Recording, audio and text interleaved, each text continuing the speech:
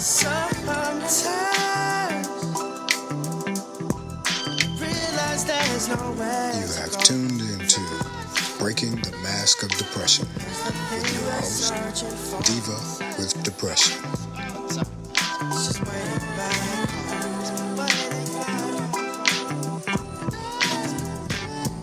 Welcome to Breaking the Mask of Depression with me, your host, the Diva with Depression. How are you guys doing? How are you guys really doing? You know, I always have to ask that question because we always give a fake answer.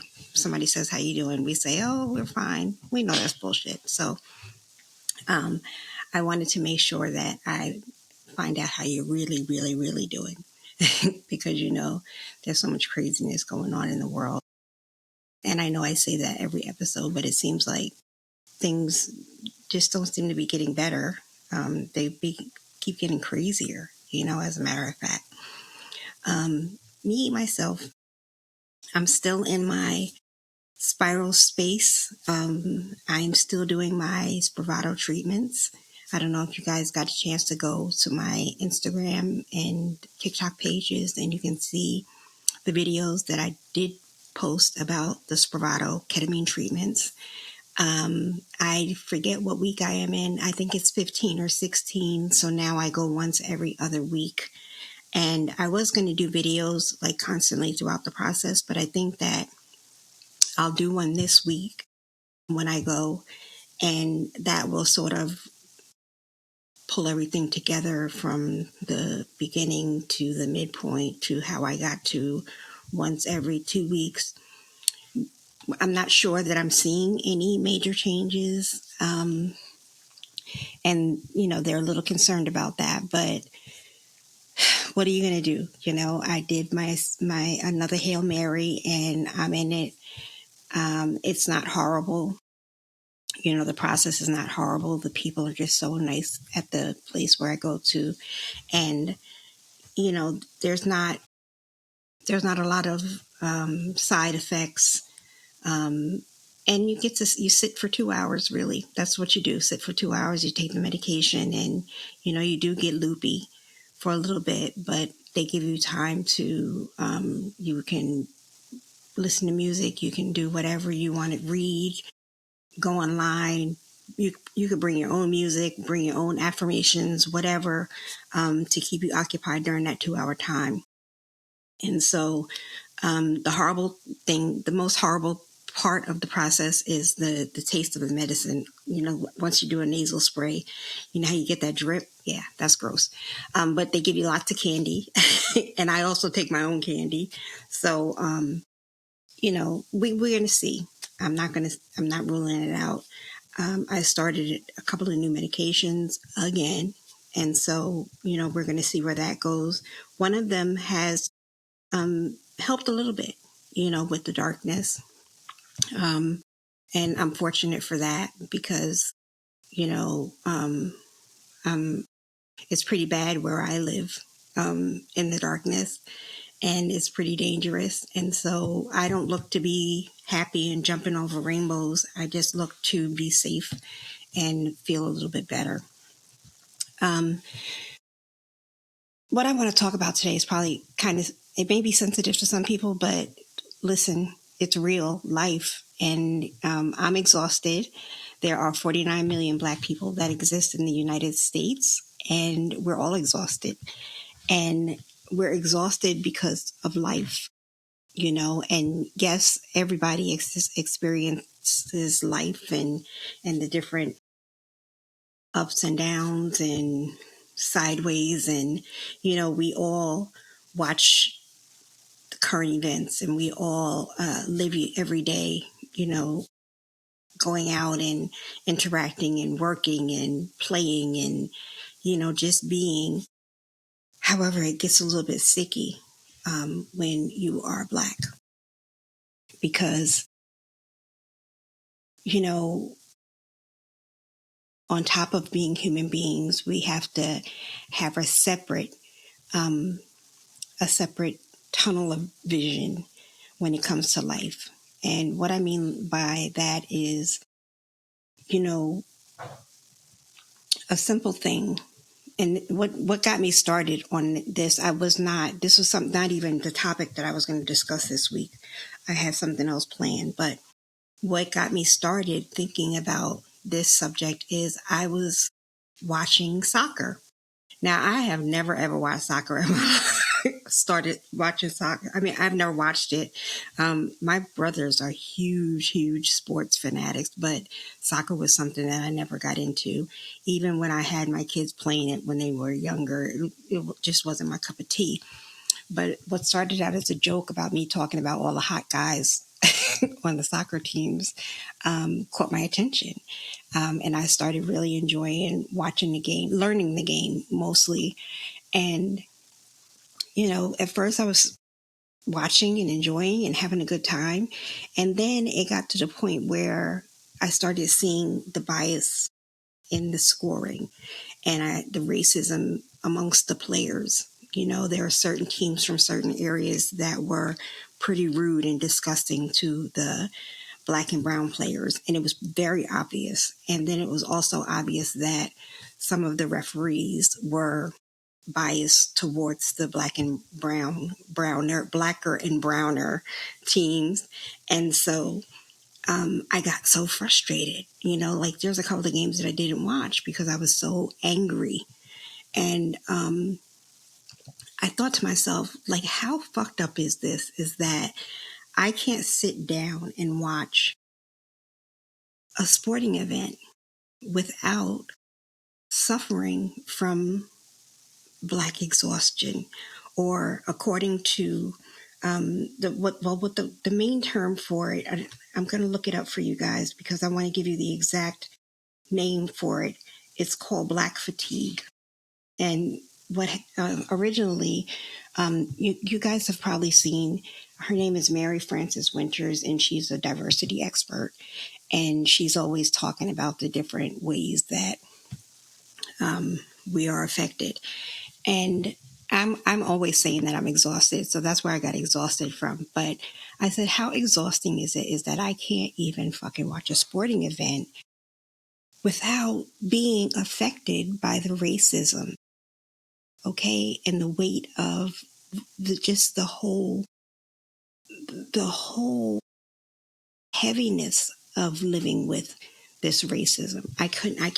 We can't even watch a sporting event without being affected by it, affecting our mood and affecting our spirit, and then I started to write things down, and I was like, when when someone else is watching a TV show, they don't notice that there are so many TV shows that don't even have black and brown characters on it. And so how exhausting is it for us as black people to watch TV and there's nobody that nobody looks like us on the show? And the fucked up thing is that a lot of times the show is really good and the writing is good and the dialogue and everything is good, but it hurts you that the people that look like you are not on that screen, and you want to know why, And so I started putting like little things together because I said, I'm gonna write about this because I want people to understand how the black exhaustion, black fatigue affects your mental health. Because if I'm talking about me personally, here I am in a downward spiral, and I felt like soccer was something fun and it was something new. It was something that was holding my attention, which doesn't happen much. And I was enjoying it. I was enjoying getting out of my head for a while. And then all of a sudden, here we go. Life takes over, and the disgusting behavior and of these racists took over, and it destroyed it for me, and I'm not to say that I didn't watch more games or whatever, but I watched it with a different mindset. So I said, that did nothing for my mental health. Like I'm not having fun anymore. I'm just sitting here fucking watching the game.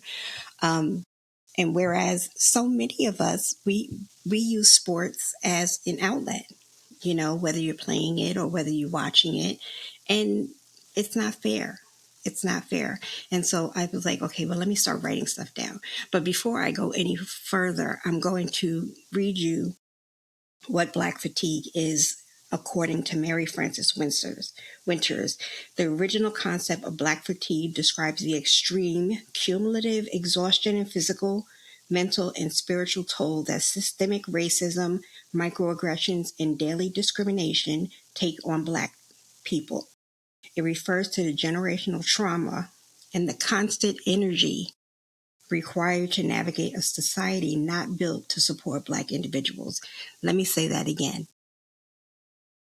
It refers to the generational trauma and the constant energy required to navigate a society that's not built for us. Think about that. The energy, the constant energy. We have to constantly be on. Like, I got to take a breath. And so it started me thinking about like different topics. Of course, there's George Floyd. George Floyd, when that happened with George Floyd, and Eric Garner, and different things like that. But I wanted to bring it forward a little bit. And the FIFA was the first thing. The soccer event was the first thing. And then I started processing different things about Khalif Browder, the young man who was wrongfully arrested and lost in the system for 2 years and took his life. And then there's Marcellus Williams, who was falsely convicted of killing a white woman. And until his last breath, they knew he was innocent, and they still would not stay the execution, and they took his life.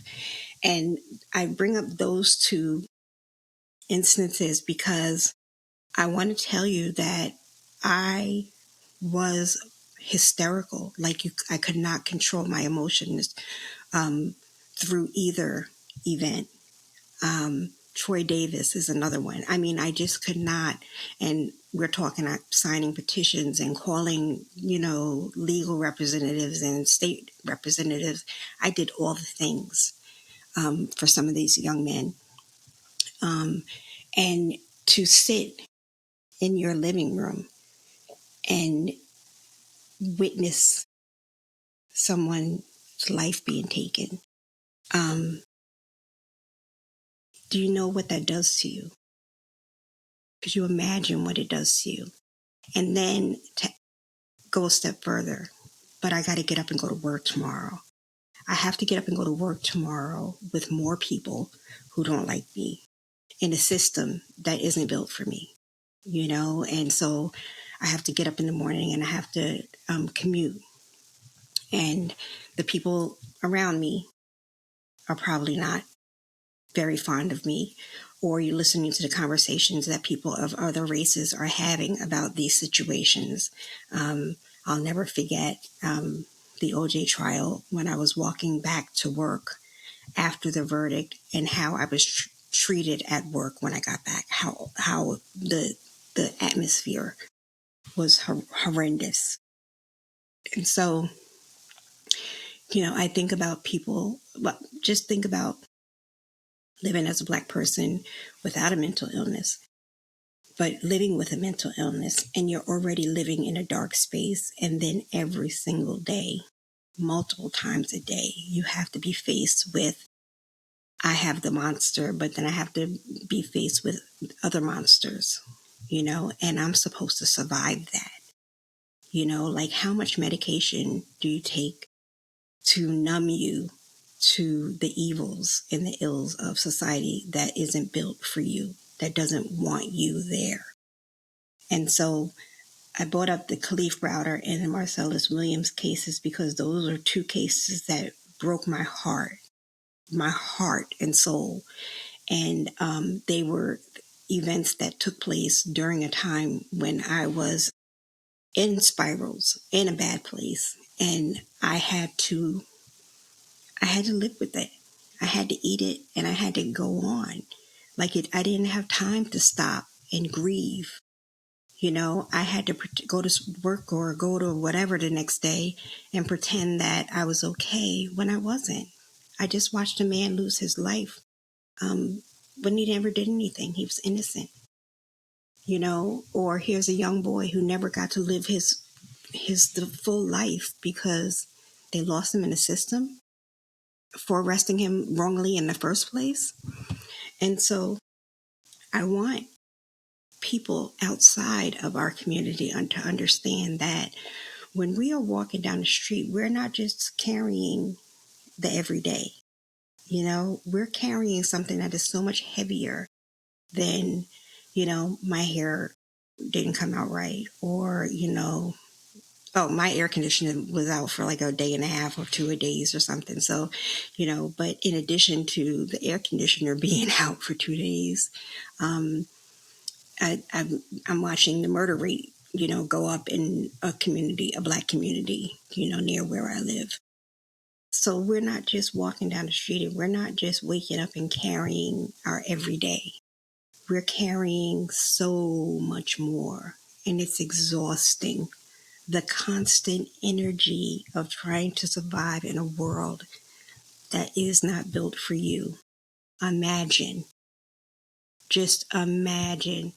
And then, you know, with the Eric Garner and George Floyd cases, just imagine that you're going through the turmoil watching something like this go down on TV. And then you go outside and you go to the supermarket, and you hear this person standing next to you is talking about what a horrible person he was and he deserved to die. And then another person saying, oh, well, he's a piece of crap and blah, blah, blah. And you people do this and you people do that. And you watch how the cashier interacts with you because of the current event. Exhausting. Exhausting. Ma'am, I just came here to get some cold cuts. I didn't come here for all this bullshit, And so, I had to really think about how it affects us that are living with mental illnesses. And when I started this platform, and I say this all the time, we live with 24/7 PTSD as a Black community. We're constantly under post-traumatic stress disorder and present stress disorder. You know what I'm saying? Because, well, look, just like it says here, Black fatigue frequently triggers severe mental health conditions like complex trauma, PTSD, depression, and anxiety. Constant triggers, and I don't think that the world understands how heavy that is. And then you want to add to that we can't get proper medical coverage. We're going to add to that there's only 4% psychologists that are African American in the system.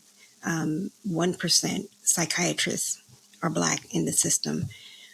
So we don't have people to talk to that understand our experiences. So who do we talk to? We're discriminated against in pharmacies. Well, you can't take this medicine, you can't take that medicine. They're scared of you farming, taking medication. But we're not.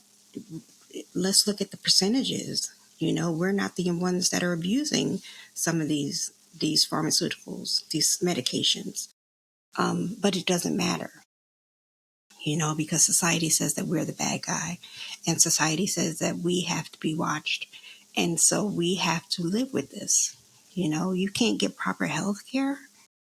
There are people in this world who have no idea that even exists. I did an interview recently, and the woman that I was talking to, who was amazing, she just had no idea that some of the things that I talked about were going on. And I'm like, it must be nice. It must be really, really nice to live in a world where you don't have to worry about what's coming to your door or what's going to be on the news or how you're going to be treated if you're going to make it back home. And so that's an updated story that brought me to this after the FIFA A couple of weeks ago, there was a young black boy who went swimming with his so-called friends, and he was paddleboarding. He was supposed to be going paddleboarding, but he couldn't swim. And when this white family came upon him, he was screaming for help. And you can hear the friends in the background um, telling him they're going to let him drown, and they didn't care, and they brought him there for that, and different things like that. And this family had to save him, save his life, essentially.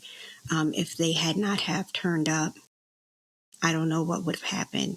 His name was Marquez, and when I saw the video the first time, I couldn't believe what I was hearing. I'm like, they got to be playing, And I listened again, and I'm like, but by the end of the video, even the father of the family, the white father of the family that saved him, he couldn't believe. He was like, there was some racist actions going on. They were going to let him die, and the wife is just, stunned.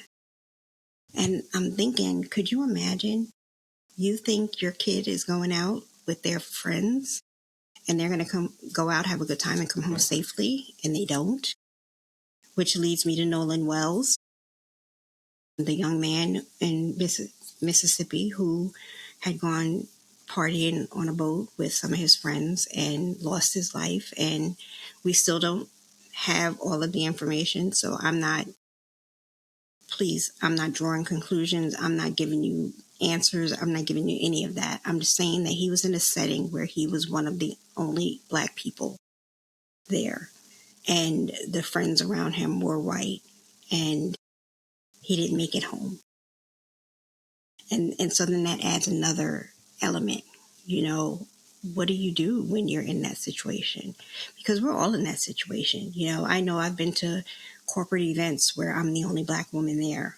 There's one black woman and one black man, so they can meet their diversity quota.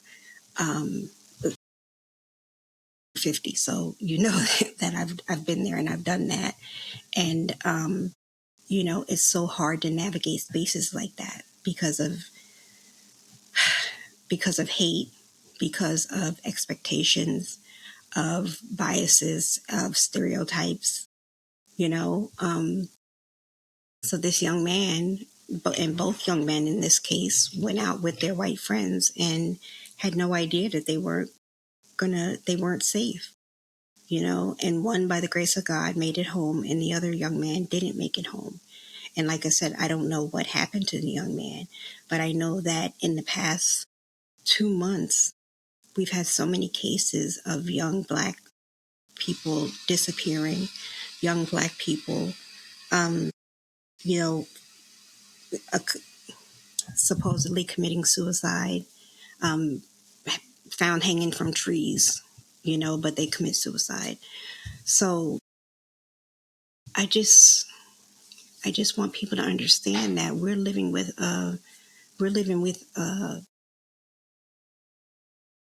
heavy feeling, and that not everybody experiences. Not everybody experiences that, and we're tired. We're really, really tired of the fighting. We're really tired of the having to always be on, because you always have to be one step ahead. You know, um, I was talking to someone and they were talking about some things going on at their job, and they're training a new person, and they had to express to the person, like, you can't do what the other person does because you're not viewed the same as that person that's outside of your race. So you have to operate differently.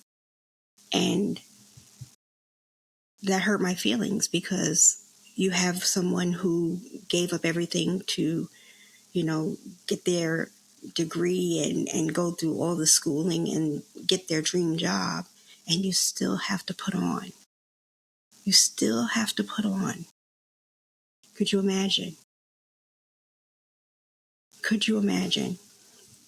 And so, I said I was going to bring up a couple of examples. So I go in a store and I notice that the same person is behind me everywhere I go. Every aisle I go to or every section I go to, this person. Now, I know that you're not interested in me, sir. So I know that you're not following me to try to talk to me because you haven't said anything the whole time. You've just been watching, and every time I turn around, you pretend that you're shopping too. Why?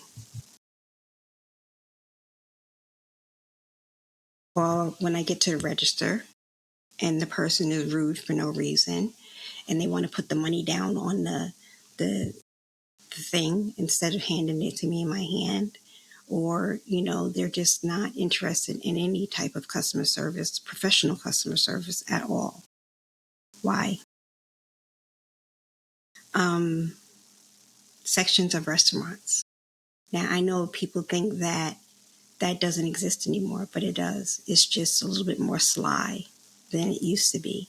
But there are still times when you go in restaurants nowadays where you have all the blacks in one section. You do. They may sprinkle in a couple of other races just to, not make it look bad, but it still happens. And all you want to do is go out with your family to eat. That's all you wanted to do was go out to eat. And what if you have your kids with you and your kids start asking questions about stuff like that? There goes dinner. There goes dinner. There goes the ambiance of just going out and have a family dinner. Or your mother and father are treated poorly because they're black. Or blacks don't tip, so we're not going to give them the proper service. It was just dinner. It was just dinner. So black fatigue is real, everyone. You can look it up on Google and you can see that, no, it didn't go away years ago.